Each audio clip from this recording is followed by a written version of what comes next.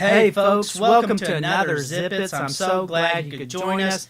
This is an album that is very significant to me. It is a good album. It's one of my favorite albums, and a lot of people criticize this album, but it is an album that Petra took a risk on because they went to a more techno-rock feel, and in some people's opinion, they feel this is the reason why Greg Exposed left Petra after this album, but there were other involvements as well why Greg Exposed left Petra at this album. But the name of the album, of course, is Beat the System. Now, there's a lot of controversy about this album. There's a lot of things probably a lot of people don't know about this, and we'll go through some of this. This album was recorded, I believe, in '84, but was released in 1985. And it's very important because when I left listening to secular music in '85 or '86 era, let's say, I wanted to listen to music that mirrored the music that I listened to, such as Journey and Foreigner and such groups like that. The only band out there that could actually match that in Christian rock at the time was Petra. Now, one thing you're going to find out is that this is the first album to feature John Lawry on keyboards. Now, John Lawry had influence in progressive bands. And what happened to the progressive later on in the 80s is they kind of switched their style to a 4-minute pop. So what we got was kind of a progressive techno pop from the progressive, because the 7-minute songs in the 70s was not going to work in the 80s because you had a 4-minute time on the radio, get that album out, get that song out, so people can buy the album, get a video cut for MTV so people could get the album out. So you had about 4 to 5 minutes to advertise for that album, and that's what people wanted. And that's what Beat the System was in that era, that we had to do these things to get people to buy the album.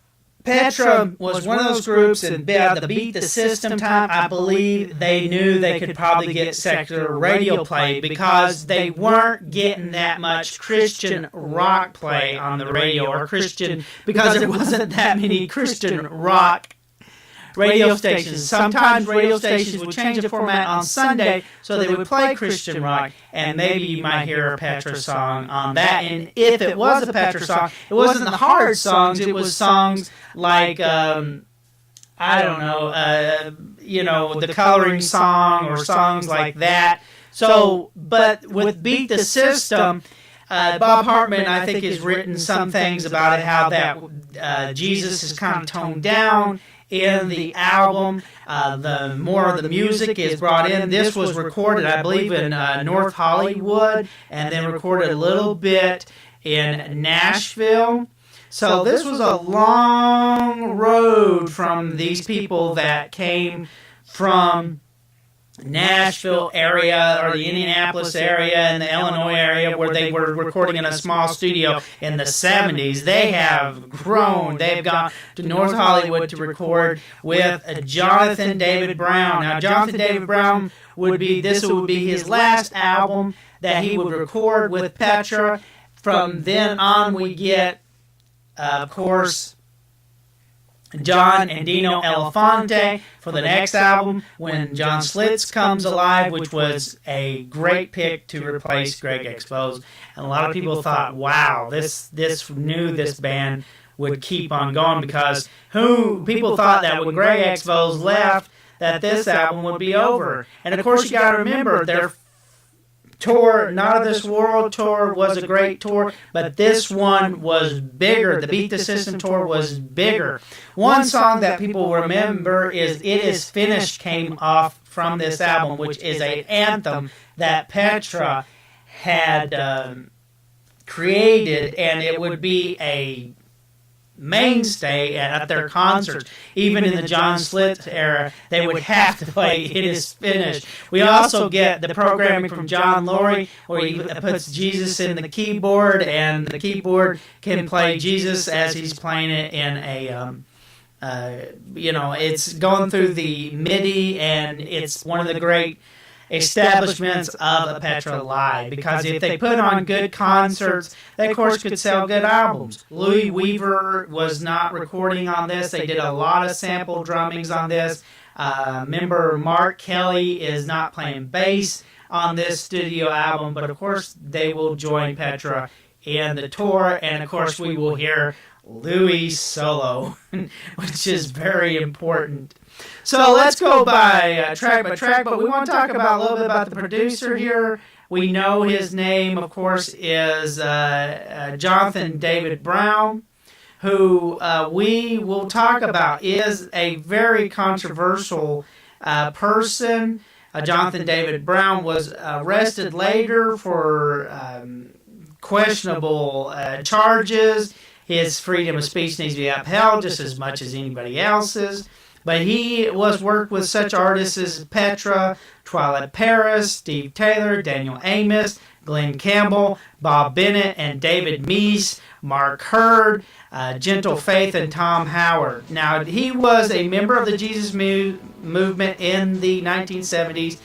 Brown's production with Petra's 5 albums from 1981 to 1986. And he helped establish Starsong, which was a pioneering Christian rock label, I think, for even artists like Whiteheart was on Starsong. Greg X. Volz became a solo project, and Brown went in to do projects with that. But high production video that went with Beat the System, and I didn't get to see it until years later. And if you need to check it out on YouTube, I love this song, and it is very significant where I think Petra was battling, because they were basically beating the system in Christian music, because everybody was, the Christian music and the gospel music had to be either, what do you want to say,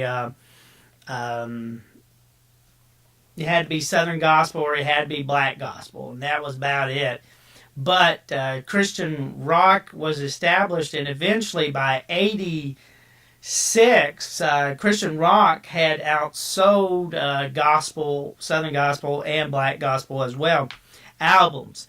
And that shows you what trend that was going on at this time. And Beat the System is a gold album, and it was also a Grammy-nominated album for Best Gospel Album.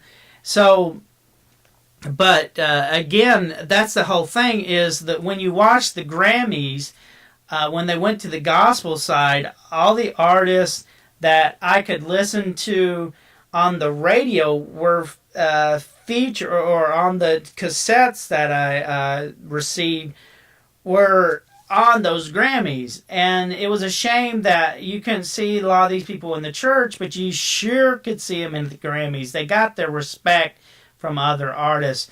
Computer Brains was kind of a Tron type thing. If you're into electrical music, this is a lot of sampling is going on in Computer Brains.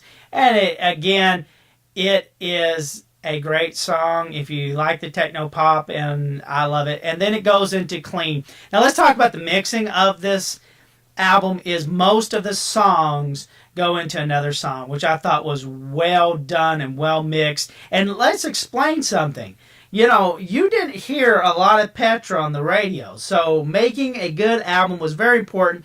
And when they went into another song onto a track, this was a good idea, because people would buy the album, and it was just unique. Is when Computer Brains, then you have the drum solo into Clean, and then we get into It Is Finished, and a lot of keyboard on It Is Finished, and guitar on that, and it was a really good song and good fight song, and people today love It Is Finished.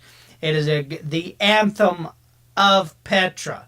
So, regardless of the critics who don't like this album, It Is Finished came from this album. Voice in the Wind kind of takes back to a little bit of the Not of This World feel.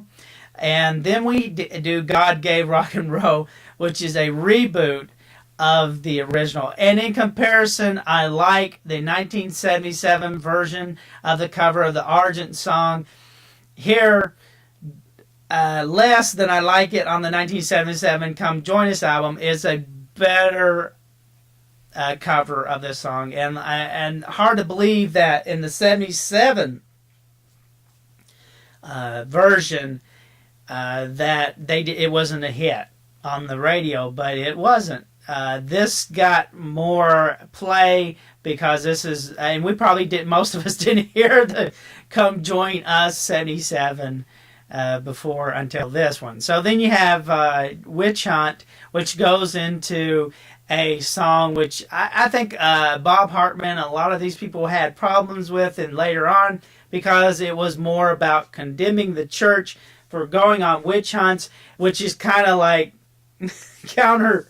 It's kind of, it's like, oh, okay, so you're going to attack the church for going, and here you are, attacking them when they're attacking you, and it's kind of a fight on both sides. So it's kind of, these songs are not going to be done later by Petra because they grew up. But it's a great song. It's one of the songs I used to love as well, because you'd have the critics of Christian rock who just hated Christian rock.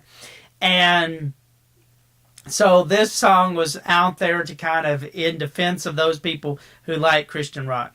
So then you have Hollow Eyes, which is a great song, which is, by this time, Petra had teamed up with Compassion International, which teamed up with a lot of Christian artists, and I think that was a great deal, because not only did you get to listen about your faith, but you could act on your faith as well.